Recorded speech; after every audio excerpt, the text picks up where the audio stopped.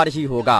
कहीं पे भी जो यज्ञ होता है वो एक यज्ञ होता है, यहाँ पे 2 यज्ञ, एक लक्षचंडी महायज्ञ और दूसरा अति विष्णु यज्ञ का आयोजन यहाँ पे होने जा रहा है मार्च ये में। आयोजन कब से कब होने वाला, उसका तिथि क्या रहेगा? हाँ, यह आयोजन 1 मार्च से प्रारंभ होगी और 16 मार्च तक यह आयोजन चलेगा। इसमें क्या सब कुछ होने वाला है 16 दिन के अंदर?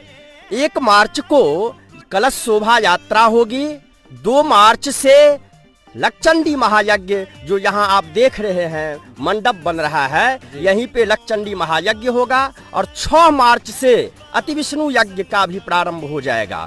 उसी बीच में हमारे देश के विभिन्न जगत गुरु और विभिन्न संतों का समागम होने जा रहा है और एक विशेष सूचना आप लोगों को दे दिए जा रहे हैं कि धीरेन्द्र शास्त्री बागेश्वर बाबा भी आने वाले हैं यहाँ।